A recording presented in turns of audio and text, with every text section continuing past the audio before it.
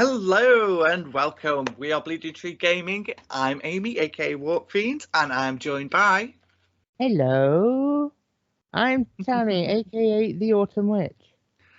And we're coming to you with part 2 of our series on the Age of Sigmar Vanguard boxes. Just Giving in you a case you quick fancy review. doing a New Year, New Army thing. Yep. We want to let you know which of the good ones are which ones are a good place to start, and which ones you should maybe give a miss. Okay then, so we're going to start with the Blades of Khorne, and there's actually another one I want to get to after this, but first of all, let's look at this, and this is a pretty solid one. You've got 24 models total. You have the Skull Crushers there, which are pretty solid units. They're expensive kits by themselves. I think you're probably paying almost half the value of this box sets if you want to buy them by themselves, or even more. Yeah. You obviously get the 10 of the Blood Knights and the 10 of the Marauders, the Blood Reavers, sorry. And you get the Slaughter Priest as a character. That is a good model, that Slaughter Priest. I've got that model. Yes, it was given out free with White Dwarf a few when years they ago, relaunched I remember. it as a monthly magazine again. Yes, that was it. Yeah. But yeah, this is a good solid kit. There's nothing amazing in here. There's no big centerpiece, but I wouldn't underestimate the size of those Skull Crushers. They are like some big heavy cavalry models. So yeah, this is a good place to start. But you've also got another option if you want to start collecting Blades of Khorne, and it's actually a start collecting Khorne Bloodbound one. And people who have been into AOS for a while might recognize this as it's most of the contents of the first edition Age of Sigmar box. Yeah. Now you're missing I believe it's oh no, sorry, I tell a lie, it is all of the box. I didn't see the Bloodstoker there, I think he is, with the whip. Obviously you've got the Korgoroth in this kit. The Korgoroth is just an amazing model, and you might not see too many of them on the tabletop these days, but it's great to have. You can always proxy it as a demon prince. You can do what you want with it. It's really beautiful, really fun to paint.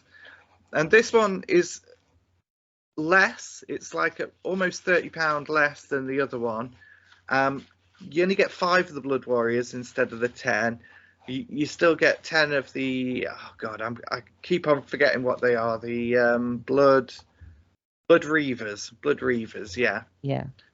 But you get Korgus Kull, the Chaos Lord, and he looks fantastic. Yeah, he should be a leader that every Khorne player has, I think. And even if maybe in the end of the day you might want to just go for Bloodthirsters for your leaders, Korgus Kull is just like a truly great HQ option. Beautiful model. So which of these two sets is the best? I would go with this personally myself. I would go with this one as well, yeah. But maybe if you want to expand your army afterwards, maybe this is the place to go for your second look. Yeah. Right, so moving on. A lot of those models were from the start of Age of Sigmar version 1. Yeah. And these are some of the more recent ones. And I'd say this is an interesting force because Hedonites have always kind of struggled competitively. I think they were best in first edition before they had an actual range, and a lot of the stuff was carried over from the old world and patching in some extra units. But then they got their own range, and it's so beautiful, but it's fraught with problems. Unfortunately, the Slangors, as beautiful as the models are, have been consistently one of the worst models competitively. So this is a box for basically for someone that wants to paint pretty models as opposed to I would say if you want to paint pretty models, I would definitely go for this. But there is a lot of other value in this. The Blissbarb Archers are without a doubt a unit that you're going to want to get some good solid units of, because they're the linchpin of a lot of forces, and the same for the Seekers here. Is it the Seekers? Sorry, yes, Seekers, riding on the mounts of Slaanesh. Now, those in particular are fantastic. With Slaanesh, it's always going to be about speed and maneuverability, and so Seekers are a big part of that. And the champion you get is the Shard Speaker, which is by all accounts a good solid champion to have in there. So I'd say everything's great models, but competitively, the Slangor are not going to find a place in many lists, I think, unless you want to play them just for the fun of it. Everything else, solid. That's kind of the foundation you want for a Slaanesh force. Yeah. Moving on to Tzeentch. Now, Tzeentch has got an interesting one. This is a little... it's a lot more interesting than the 40k Thousand Suns one. There's a lot more variety here, and it looks more Tzeentchy. Yes, yeah. So you've got the Karak Acolytes, you've got your Zangors, you also have some Flamers and some Screamers, and it's nice that you've got a good selection of things. And you might not want to run this as an army in itself, but all of these things you'll want to play in an army at some point. Yeah. The character is the Magister, yeah. Now, good solid character. It's a beautiful model. I love anything that comes on a disc of Tzeentch, and at least you've got one in there. One of the things you could be missing is you're probably going to want to get the Skyfires, the Zangor archers on discs. Those are always useful. And there's nothing like a burning chariot or anything which would have really made this kit. Yeah, I mean, that's what the start collecting boxes had. For each of the demons, you kind of had like a centerpiece. Yes, that's kind of missing, but instead you've got the variety and the option of having your Flamers and your Screamers in there. There at 27 models. This is one of the highest model counts of all of the Age of Sigmar Vanguard boxes. So you are getting that. I'd say this is pretty good. Not perfect, but getting up there. Next up, we have Nurgle. So Nurgle have recently, I say this has recently been refreshed. It was quite a while ago now, actually. Yeah. But now you get the Pusgoyle Blight Lords. Rather than the old start collecting, you've got the plague drones. Yes, the just standard rot flies with plague bearers. Now these are just great to have. You're going to want these with a modern Nurgle army. They have been the kind of core of a lot of armies because Nurgle doesn't move very fast. So you need something to get up the board a lot of the time. Yeah. But obviously you got your Blight Kings. Older models now, they came out in the old world, the end times. And the Plague Bearers as well. That is a very old kit. Yeah, the Plague Bearers are much older, yes. They still look really good though, yeah. And the Blight Kings really hold up. It's one of those kits that you're going to want to have if you're collecting any Nurgle, just because of all the conversion bits in it. And you have the Spoilpox Scrivener, which, that's okay. It's not great. But it's a nice model. Yeah. So all in all, it's a good foundation, and this is one of my favourite of the Chaos boxes at the minute, I'd say.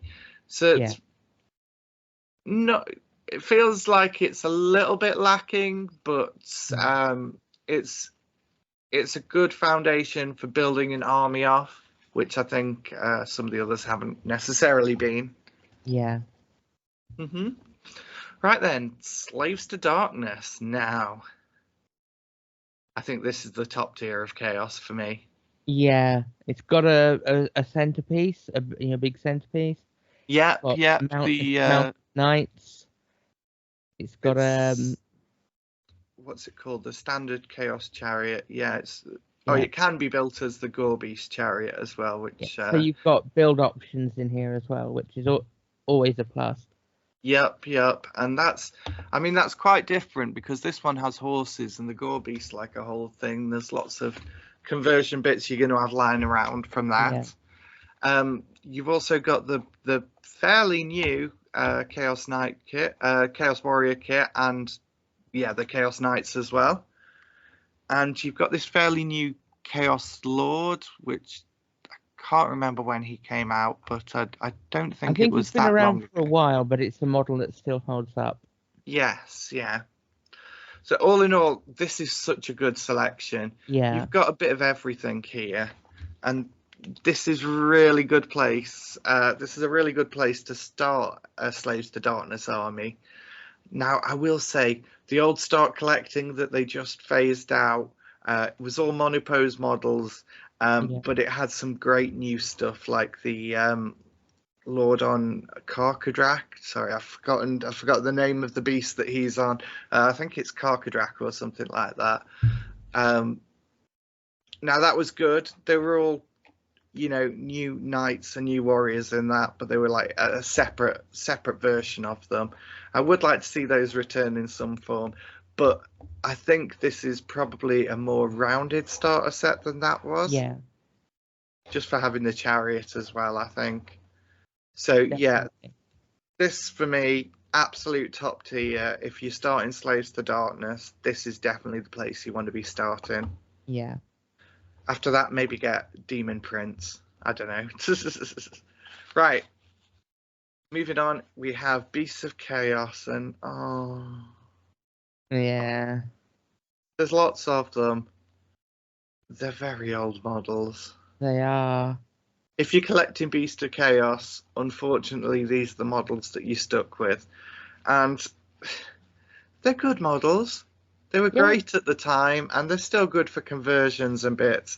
But I just think having a whole start collecting, and the only kind of recent model you've got is the spray shaman at the front, and even he was, I'm pretty sure, like 2010, maybe a bit later. He's definitely not a new model. There he is, you can see there. Dragon Ogres, they're so cool, but they're old models. Everything in here, it's hard to get excited about, but if you're playing a Beast of Chaos army, this is kind of your core of an army, certainly. Like, all your infantry needs would be covered in this box. You're not getting any of the big pieces that I think people might want to get, like your Cygors and cool monsters like that. But I think you could kind of build them onto the force that's in here if you really want to. Or you can just hope that GW is going to refresh them in next edition. Or, because I did hear that there's going to be some basic rules put out for the armies that aren't really featuring in the old world. You've got like an old world Chaos Beastman army here with like that's it. Old world sculpts. So this is like a surreptitious old world vanguard. Yeah, this could absolutely be a good old world box set. Yeah, and since a lot of the models in old world are going to be the old models, like it'll look perfectly at home there. Yeah. Moving on to the last one, that's also in a similar state, but not quite as bad. Now you got some big boys in there, which I like. Yeah, the clan rats themselves are fairly old models, and they're perfectly serviceable because you're going to want hordes of clan rats on your table, and to be honest, you don't want the new sculpts that have got a million details on them. You just want to get them painted. You have the Storm Fiends, and they're kind of an end times kit. They're a really good kit, to be fair. They're showing their age a little, but they're still like absolutely gorgeous. You have the warp storm, or the warp fire. Sorry, you have the warp lightning cannon. Sorry, that can also be built as the Plagueclaw catapult. I mean, we do love alternate build options. Yep. this is definitely an older kit, but it's such a classic, and I feel like you could get this kit just to hack it up and use it for conversions. Like you've got like a wooden frame, there's like Skaven symbols on it and spikes, you've got the cool death ray thing, and you can always find a use for that, especially if Skaven's what you want to do. Yeah. Now the Grey Seer in here is another older model, but I can't remember when that one came out. It may have been at End Times, but I have the feeling it was quite a bit before that. Which is, there's a lot of more modern options available. I'd say, I think I preferred the previous Start Collecting that had the Screaming Bell in it. Yeah.